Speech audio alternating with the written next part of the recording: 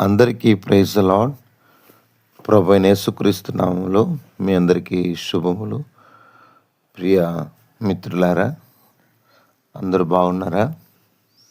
మీరందరూ బాగుండాలని మేము మనస్ఫూర్తిగా కోరుతా ఉన్నాం. మీ కొరకు తప్పక ప్రార్థన చేస్తాం. రండి, ఈ సమయంలో యెషయా గ్రంథము 58వ అధ్యాయము 9వ వచనాన్ని చదువుతున్నాను. అప్పుడు నీవు పిలవగా యెహోవా ఉత్తరమిచ్చును. అంటే దేవుడితో మనకున్న సంబంధాన్ని గురించి మాట్లాడుతున్నారు. మనం ఎలా ఉంటే దేవుడు మాట్లాడతాడో, ఎలాంటి ఉపవాసం చేస్తే, ఉపవాసాలు ఇప్పుడు రకరకాలు అయిపోయినాయి. అయితే ఎలాంటి ఉపవాసం చేస్తే దేవుడు మనతో మాట్లాడతాడో ఇక్కడ రాయబడ్డాయి. ప్రియమైన దేవుని బిడ్డలారా, ఈరోజు మనం చేసే ఉపవాసాల ద్వారా మన కంఠధ్వని పరమున వినబడకున్నట్లుగా మనం చూస్తున్నాం. దేవునికి అనుకూలమైన ఉపవాసాలు చూస్తున్నామా? ప్రాణాన్ని బాధపరుచుకుంటున్నాంలే కానీ భోజనం చేయకుండా చేయవలసిన ఉపవాసం ఏంటో మర్చిపోయి శరీరాన్ని పాడు చేసుకుంటూ ఉన్నాం. గోనెపట్ట కట్టుకున్నంత మాత్రాన, బూడిదలో కూర్చున్నంత మాత్రాన అది ఉపవాసం అనుకోవద్దు. దేవునికి ప్రీతికరమైన ఉపవాసం ఏందో తెలుసుకోవాలి. నువ్వు చేసే ఉపవాసం ద్వారా అనేకుల్లో మార్పు జరగాలి. అనేకులు మారుమనసు పొందాలి. దుర్మార్గులు కట్టిన కట్లు విప్పబడాలి. కాడిమాను మోకులు తీయబడాలి. బాధింపబడిన వారు విడిపించబడాలి. ప్రతి కాడి విరగొట్టబడాలి. అలాంటి ఉపవాసం చేయకుండా ఎందుకని? నాకు తెలిసిన ఒక సహోదరుడు ఉన్నాడు. ఆయన విశ్రాంతి దినం అని చెప్పి ఆ దినం ఏ పని చేయడు. మరి భోజనము ముందుగానే అన్ని సిద్ధపరుచుకుంటారు. నా ప్రియ స్నేహితులారా, మరి విశ్రాంతి దినం ఉపవాసం అంటే అనేకులు బంధకాల నుంచి విడిపించబడాలి అని దాని ఉద్దేశం కదా. మరి అలాంటి ఉద్దేశాలతో ఈరోజు ప్రార్థనలు ఉన్నాయంటే కాదు. ఏదో చేస్తున్నాం, అందరు చేస్తున్నారు, మేము కూడా చేస్తున్నాం అన్న ఉద్దేశంతో చాలా ముందుకెళ్తున్నారు. పర్వాలేదులే, ఏం కాదులే అన్న విధంగా నేటి ఉపవాస ప్రార్థనలు కానీ, నేటి సంఘ కూడికలు కానీ జరుగుతూ ఉన్నాయి. అంటే ఒక భయముతో కూడిన విధానముతో దేవుని యొక్క నియామక కూడికలు ఆచరిస్తున్నారంటే ఆచరించట్లేదు. పోకపోతే పర్లేదులే, మనం ఈ భూమి మీద పని చేసుకోవాలి, బ్రతకాలి, డబ్బు సంపాదించుకోవాలి. మరి పని చేయకపోతే డబ్బులు ఎలా వస్తాయి? ప్రియమైన వాళ్ళరా, మరి దేవునికి ఎవరైతే ప్రథమ స్థానం ఇస్తారో, దేవుణ్ణి ఎక్కువగా ఎవరైతే గణపరుస్తారో, దేవుణ్ణి ఎక్కువగా ప్రేమిస్తారో, వారి జీవితాలు భౌతికంగా కొంత తక్కువగా అగుపడ్డా, ఆ యొక్క లాజరు ఉన్నాడు చూడండి, ఆ బీద లాజరు, ఆ లాజరును దేవదూతలు వచ్చి తీసుకెళ్లారు. దేశం యొక్క ఉన్నత స్థలం మీద ఎక్కించారు.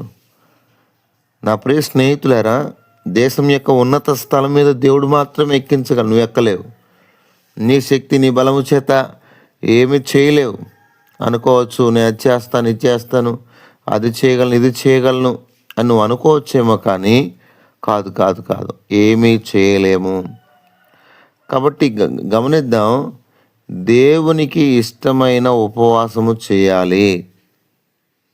దేవునికి ఇష్టమైంది ఏంటంటే ఒక వ్యక్తి విడుదల పొందే ఉపవాసం, ఒక వ్యక్తి అక్కర్లు తీర్చే ఉపవాసం, ఒక వ్యక్తిని సరైన త్రోవలోకి నడిపించే ఉపవాసం. బైబిల్‌లో ఉదాహరణకి ఎస్తేరు గ్రంథంలో చూస్తాం.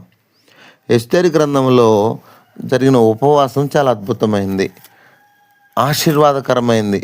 వారు ఎంత చక్కగా ఉపవాసం ఉన్నారో నేను మీకు ఒక మాట చెప్తాను. రండి, ఎస్తేరు గ్రంథం వారున్న ఉపవాసము చాలా అద్భుతమైందిగా మనం చూస్తూ ఉన్నాం. 4వ అధ్యాయము 16వ వచనం. నీవు పోయి షూషాను నందు కనబడిన యూదులందరినీ సమాజ మందిరమునకు సమకూర్చి నా నిమిత్తం ఉపవాసముని 3 దినములు అన్నపానములు చేయకుండుడి. నేను నా పనికత్తెలను కూడా ఉపవాసముందుము. ప్రవేశించుట న్యాయ వ్యతిరేకంగా ఉన్నను నేను రాజునంతకు ప్రవేశించుదును. నేను నశించెదను. కాబట్టి ఇక్కడ చూడండి, ఎస్తేరు చెప్తుంది 3 దినాలు నా కోసం ఉపవాసం ఉండండి. ఎందుకంటే నేను పోయే పని అనగా మన ప్రజలు నశించిపోకూడదు. 4వ అధ్యాయం 1వ వచనం. జరిగినదంతా తెలియగానే మొర్దెకై తన బట్టలు చింపుకొని గోనె పట్ట వేసుకొని బూడిద పోసుకొని పట్టణం మధ్యకు బయలువెళ్ళి మహాశోకముతో రోదన చేసి, ఎంత హృదయపూర్వకంగా!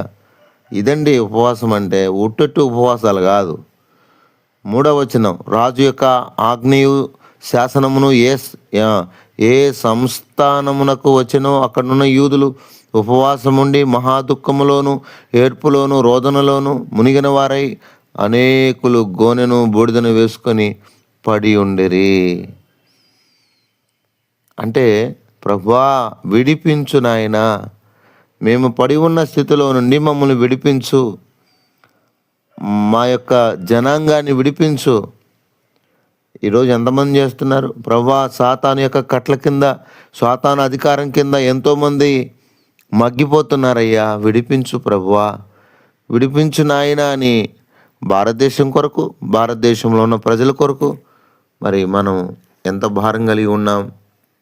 కాబట్టి నా ప్రియ స్నేహితులారా, ఇలా మనము ఉపవాసం చేయడం ఎంత ముఖ్యమంటారు? ఇలాంటి ఉపవాసాలు ముఖ్యం, కానీ అంటే దేవుడు వినే ఉపవాసాలు, దేవుడు ఉత్తరమిచ్చే ఉపవాసాలు, దేవుడు కార్యం చేసే ఉపవాసాలు. మనస్ఫూర్తిగా మొర్దెకై మహాశోకముతో ఎంత ఏడుస్తున్నాడండి. అయ్యో, తన ప్రజల పట్ల ఎంత భారం ఉంది. ఏం మొర్దెకై పట్టించుకోకపోతే ఏమవుతుంది? ఎస్తేరు రానండి, పట్టించుకోకపోతే ఆమెకేమైందండి? వారి స్థానాలు దిగివచ్చి వారు దేవుని పనిని చేయడానికి ఉపవాసం ఉంటున్నారు. అలా బైబిల్లో మోషే 40 దినాలు 2 సార్లు ఉపవాసం ఉన్నాడు. 21 దినాలు దానియేలు ఉన్నాడు. అలా బైబిల్లో మనం చదువుతూ వెళ్తే యోబు కూడా ఉపవాసం ఉన్నట్టు మనం బైబిల్లో చూస్తాం. ప్రియ స్నేహితులారా, ఉపవాసం ఎంత శ్రేష్టమైంది. నినివే పట్టణ ప్రజలు ఉపవాసం ఉన్నట్టు మనం బైబిల్లో చూస్తాం. అర్థమైందా? ఆహాబు ఉపవాసం ఉన్నట్టు మనం బైబిల్లో చూస్తాం. నెహెమ్యా ఉపవాసం ఉన్నట్టు మనం బైబిల్లో చూస్తాం. ఎజ్రా ఉపవాసం ఉండి ఏడ్చినట్టు మనం బైబిల్లో చూస్తాం. ఎన్నెన్ని చెప్పగలము. ప్రియ స్నేహితులారా, ఉపవాసం ద్వారా అనేకుల విడుదల కొరకు ప్రార్థన చేశారు. దేవుడు వారికి ఉత్తరం ఇచ్చాడు. దేవుడు వారు చేసిన ప్రార్థనకి ప్రతిఫలం ఇచ్చాడు. అలా నిజమైన దేవునికి వినబడే ఉపవాసం చేస్తే, హన్నా అనే స్త్రీ ఉంది, రేయింబగళ్ళు ఉపవాస ప్రార్థన చేస్తూ వచ్చింది. కనుక దేవుని పెట్టారా, నిజమైన హృదయపూర్వకమైన ఉపవాసం చేస్తే దేవుడు తప్పకుండా వింటాడు. నిజంగా అలాంటి ఉపవాస ప్రార్థనలు చాలా అవసరమండి. అలాంటి ఉపవాస ప్రార్థనలు మనము కలిగి ఉండాలి. అర్థమైందా? ఎన్నో మీటింగ్స్ కలిగి ఉంటాంలే, కానీ దేవునికి వినబడే ఉపవాస ప్రార్థనలు మనం చేయాలి. అనేకుల విడుదల కొరకు, అనేకులు సాతాను బంధకాల్లో ఉన్నారు, ఆ బంధకాల నుండి తెంపబట్టు కొరకు. మరి మొర్దెకై, ఎస్తేరు, తనతో ఉన్నవారు ప్రార్థించినప్పుడు దేవుడు వినలేదా అంటే విన్నాడండి. తన ప్రజలను విడిపించలేదంటే విడిపించాడు దేవుడు. 4వ అధ్యాయంలో మహాశోకముతో ఏడ్చిన మొర్దెకైను 6వ అధ్యాయంలో దేవుడు ఒక గొప్ప స్థానంలోకి తీసుకొచ్చాడు. నువ్వు దేవుని ప్రజల నిమిత్తమై దేవుని కొరకు మహాశోకముతో ఏడిస్తే ఉన్నత స్థలం మీద దేవుడిని ఎక్కిస్తాడు. మొర్దెకైను ఎక్కించాడు దేవుడు. గుర్రం ఎక్కించాడు. ఉన్నతమైనటువంటి స్థానంలోనికి మొర్దెకైను దేవుడు తీసుకొచ్చాడు. 4వ అధ్యాయంలో ఏం లేదు ఆయనకి. దేవుని ప్రజలారా, దేవుని కొరకు, దేవుని ప్రజల కొరకు ఏడ్చే వాళ్ళ అవసరం. ఇప్పుడు ఉపవాసం ఉండే వాళ్ళ అవసరం. అప్పుడు అలాంటి జీవితాన్ని జీవిస్తే నువ్వు పిలవగానే దేవుడు ఎందుకు ఉత్తరం ఇవ్వడు? ఒక స్నేహితుని వల్ల నీతో ఎందుకు మాట్లాడు? మోషే ఒక స్నేహితుడు అయిపోయాడు. దేవునికి ఒక స్నేహితుల్లాగా మారిపోయాడు.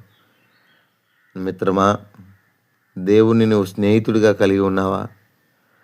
దేవునితో అలాంటి తత్సంబంధాలు కలిగి ఉన్నావా? మనందరం కలిగి ఉండాలి. నేను కూడా మనందరము అలాంటి దేవునితో సంబంధం కలిగి ఉండాలి. అలా కాకుండా మందిరానికి వచ్చేవాడిని పాడు చేస్తూ, దేవుని ప్రజల్ని అవమానపరుస్తూ, దేవుని ప్రజల్ని భయంకరమైనటువంటి శాపానికి గురి చేస్తున్న నీ జీవితం ఏంటి? శరీర కోరికలు చంపుకోకుండా ఒక సేవకుల్లాగా చలామణి అవుతూ నీ హృదయ గర్వం ఏంటి? ఈరోజు చాలామంది హృదయ గర్వం ఎక్కువైపోయింది. నాకంటే భక్తిపరులు లేరు అన్న హృదయ గర్వముతో గర్వించి ఏమి సాధిస్తావు? దేవుడు లేకుండా నువ్వేమి చేయగలవు? ఏమి చేయగలవండి? నా నిమిత్తం ఉపవాసం ఉండమని ఎస్తేరు చెప్పిందంటే నా కొరకు ప్రార్థన చేయమని నువ్వు ఎప్పుడైనా చెప్పావా? ఏంటి నీ హృదయ గర్వం? ఈ రోజుల్లో 4 అక్షరాలు వచ్చితే చాలు, 4 వాక్యాలు వచ్చితే చాలు, నలుగురికి వాక్యం చెప్తే చాలు, అయిపోయినట్టేగా. 4 సంఘాల్లో సేవ చేస్తే అయిపోయినట్టేగా. అంత ఫీల్ కావాల్సిన అవసరం లేదు. అతిభక్తి మంచిది కాదు. అతిభక్తి ఎక్కువైపోయింది. భక్తి మంచిదే, నేను కాదని చెప్పను. తప్పు దిద్దడం మంచిదే, సరైన త్రోవలో నడిపించడం మంచిదే. అనేకుల్ని సన్మార్గంలో నడిపించకపోకుండా ఏదో మనమేదో చేద్దామని చెప్పి ప్రయత్నం చేస్తే మన వల్ల ఏది కాదు. మనుషులం కదా మనం. మన వల్ల ఏమవుద్ది? మనం ఏదో సాధిద్దాం, మనం ఏదో చేద్దామంటే అది ప్రభువును ఆధారం చేసుకునే చేయాలి. మన శక్తి, మన జ్ఞానం, మన నీతి, మన స్వనీతిని ఆధారం చేసుకొని చేస్తే ఎవరు రక్షించబడరు మిత్రమా. ఎవరు విడిపించబడరు. అనుకోవచ్చు, నేను చాలా సేవ చేశాను, నేను చాలా గొప్ప పరిచయం చేశాను, నేను గొప్ప సువార్త గాయకుని అనుకోవచ్చేమో, కానీ చాలా కష్టం. కనుక జాగ్రత్త పడదాం. దేవుని కృపలో దేవుడు మనం పిలవగానే ఒక స్నేహితుల్లాగా ఆయన మనకు ఉత్తరం ఇచ్చేటట్టుగా ముందుకెళ్దాం. అలాంటి ప్రార్థనలు చేద్దాం. రండి ప్రార్థన చేసుకుందాం. పరిశుద్ధుడైన తండ్రి, కృపగలిగిన దేవానికి స్తోత్రాలు. మీరు ఇచ్చిన మంచి తలంపులు బడి స్తుతిస్తూ మా ప్రియుల కుటుంబాలను మీరు దీవించుము. నువ్వు పిలవగానే నేను ఉత్తరం ఇస్తానని చెప్పిన దేవా, ఎంతో నియమనిష్టలు కలిగిన వారితో నువ్వు ఒక స్నేహితుడి వల్ల ఉండే దేవుడు, స్తోత్రాలు. మా పితరులు బైబిల్ ఎంతోమంది నిజమైన ఉపవాసం చేసి నిన్ను మహింపరిచారు. అలా మేము కూడా మహింపరచడానికి మాకు, మా ప్రియులకు అందరికీ అట్టి కృపను దయచేయండి. దిక్కుమాలిన వారిని, బేదలను మా ఇంట చేర్చుకొని వారికి కనీసం కాసంత మంచినీళ్ళని ఇవ్వడానికి. చాలామంది ప్రేమ అని చెప్తారులే కానీ ప్రేమకు నిర్వచనము నెరవేర్చలేని స్థితిలో ఉన్నారు. ప్రభువా, ఎంతోమంది బోధకులు నేను చూస్తున్నాను. వారి హృదయ గర్వం ఎంతో ఘోరం. ఆయన అలాంటి వారితో మాట్లాడండి, అలాంటి వారిని సంధించండి. ఆయన బోధించడం కాదు కానీ బోధకు తగినట్టుగా జీవించడానికి సహాయం చేయండి. మా ప్రియులను, వారి కుటుంబాలను మీరు కనికరించండి. నాయన చక్కగా ప్రభు వారు ప్రార్థించగానే నువ్వు నా ప్రభు ఉత్తరం ఇచ్చేటట్టుగా, నువ్వు నాకు మొరపెట్టుము నేను నీకు ఉత్తరం ఇస్తానని చెప్పిన దేవ, కనికరించి సహాయం చేయమని, మా ప్రియులందరినీ దీవించమని, అన్నయ్య మా కొరకు ప్రార్థించమని కోరిన వారిని కూడా జ్ఞాపం చేసుకోమని యేసు పరిశుద్ధ నామములో ప్రార్థన చేసి అడిగి వేడుకొనిచున్నాము తండ్రి. ఆమేన్.